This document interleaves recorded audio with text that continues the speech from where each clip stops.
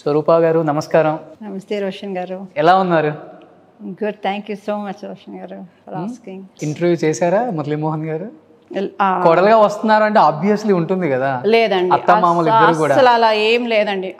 ఒప్పుకోవటానికి చాలా టైం పట్టింది. అందరూ అనుకుంటున్నట్టు ఓహో చాలా ఓకే ఓకే అనేసి ఈ రెండు ఫ్యామిలీస్ అట్లా ఏం ఒప్పుకోలేదండి.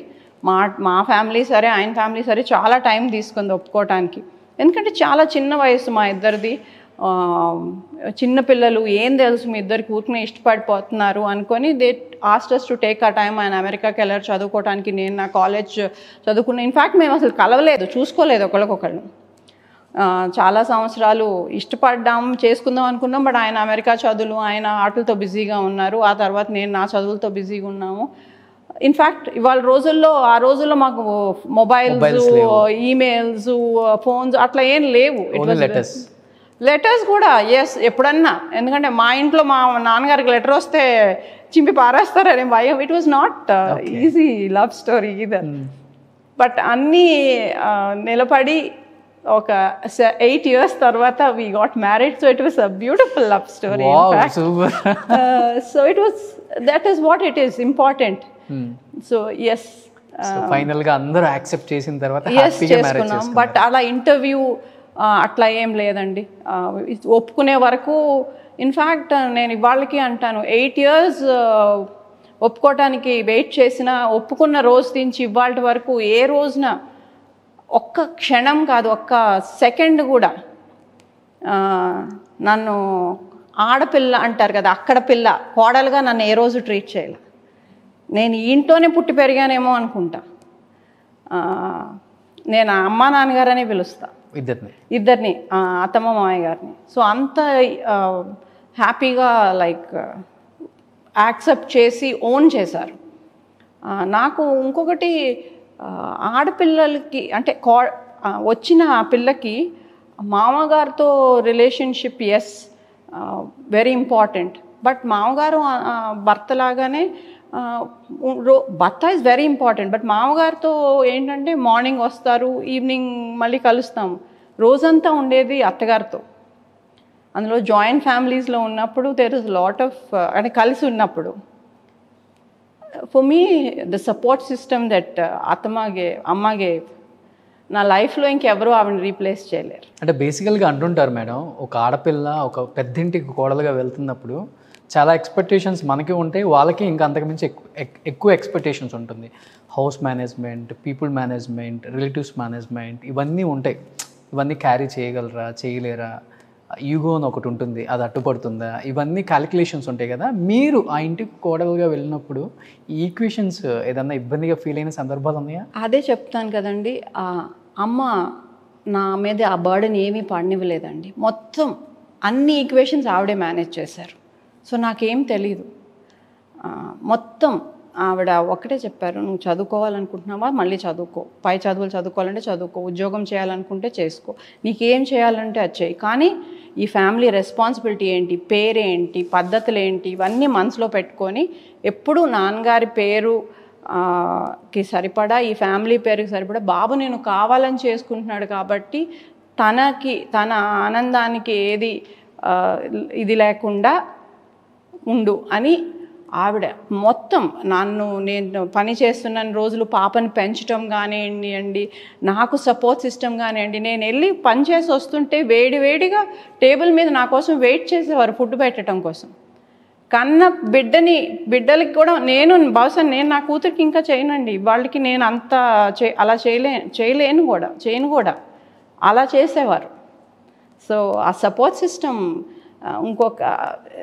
I'm very lucky to have a mother in law like that. Coming to father in law, so మీరు అన్నారు బిఫోర్ మురళీమోహన్ గారు అజాత శత్రువు, అందరిని కలుపుకొని వెళ్తారని. ఈవెన్ దో రియల్ లైఫ్లో కూడా ఆయన అలాంటి క్యారెక్టర్స్ ఎక్కువ చేశారు. But we don't know the real లైఫ్లో ఎలా ఉంటారు మురళీమోహన్ గారు అనేది చాలా తక్కువ మందికే తెలుసు.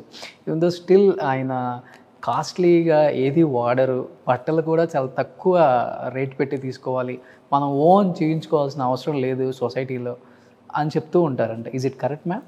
అవునండి, చాలా.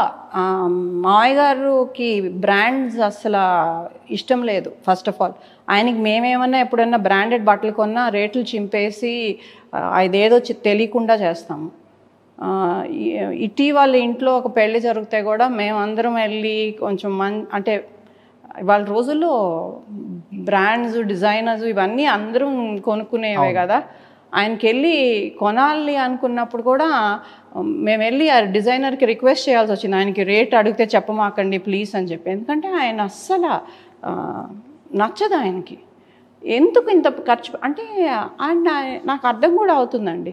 ఆయన కష్టపడి ప్రతి రూపాయి శ్రమించి కూడపెట్టి అంటే ఇదంతా చేర్చి పెడితే మేమే వాళ్ళ రోజుల్లో ఇదంతా ఆయన కష్టాజితం, ఆయన శ్రమ. వాళ్ళు మేమంటూ ఇలా ఉన్నామంటే నిజంగా ఆయన అమ్మ వాళ్ళ కష్టపడితే మా తరం మా తర్వాత తరాలు మేము హ్యాపీగా ఉన్నాం. ఆయనకి డబ్బు విలువ తెలుసు, మాకన్నా ఎక్కువ తెలుసు. ఎందుకంటే వాళ్ళ అమ్మ చెప్తారు 200 రూపీస్తో వాళ్ళ లైఫ్ స్టార్ట్ చేశారండి వాళ్ళిద్దరు. ఎస్. ఓకే. అమ్మని మీ హ్యాపీయెస్ట్ డేస్ ఏదని అడిగితే విజయవాడలో నాన్నగారు సైకిల్ మీద అదేంటి రైతులుకి వాటర్ మోటార్స్ దీంట్లో పనిచేసేవారు నాన్నగారు. సో ఆ కంపెనీ చాలా ఇష్టం నాకు, ఆ లైఫ్ చాలా ఇష్టం. Everything was plan. వారానికి ఒక సినిమా, సండే అయితే చికెన్ కర్రీ. సో అలాంటి లైఫ్ అదంతా వాళ్ళకి చాలా ఇష్టం.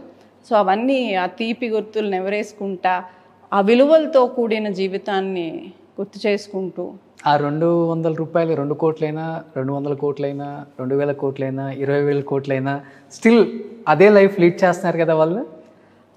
ఇద్దరి జీవితాల్లో ఏమీ మార్పు రాలేదండి. మామయ్య గారు కానీ అమ్మ కానివ్వండి, అదే మాట, అదేమంటారు వస్త్ర ప్రేమ, ఏమి మనుషుల్లో వాళ్ళకి విజయవాడలో తెలిసిన మనుషులు ఇవాళకి వాళ్ళని చూస్తే అదే ప్రేమ ఆప్యాయాలతో పలకరిస్తారు, అదే వంటలతో అదే ప్రేమతో వడ్డిస్తారు అమ్మ. సో నేను అమ్మ అని ఎందుకంటున్నానంటే నేను అమ్మ అంటే మీరు కన్ఫ్యూజ్ అవుతారేమో అని. సో ఏమీ తేడా లేదండి. ఆవిడకి ఏమన్నా కొనిచ్చినా నగలు కానీ ఏమైనా ఏమీ వేసుకోరు అసలు. ఇంకో ఈ జోక్ ఇదైతే జోక్ అని కాదు, కానీ ఇట్ ఈస్ వాస్తవం. ఆవిడ ఒక రోజు ఇంట్లో పని చేస్తుంటే ఎవరో వచ్చి అమ్మగారిని పిలువమ్మా అన్నారు. నేనే అమ్మగారిని చెప్పు అన్నారు. వాళ్ళు షాక్, ఇంటికి వచ్చిన వాళ్ళు. ఎందుకంటే ఆవిడని చూస్తే మామూలుగా అలా చాలా నార్మల్గా ఉంటారు. బట్ ఆవిడ వ్యక్తిత్వం, ఆవిడ హుందాతనం, ఆవిడ మాట్లాడని సబ్జెక్ట్ ఉండదండి. యూ కెన్ ఆవిడతో ప్రతి subject from Karl Marx communism to సేంద్రియ వ్యవసాయం to today's political scenario in the country to the Ukraine war, ప్రతి సబ్జెక్ట్ మీద ఆవిడకి గ్రిప్ ఉంటుంది. ఓకే. అంత ఒక ప్రోగ్రెసివ్ ఉమెన్.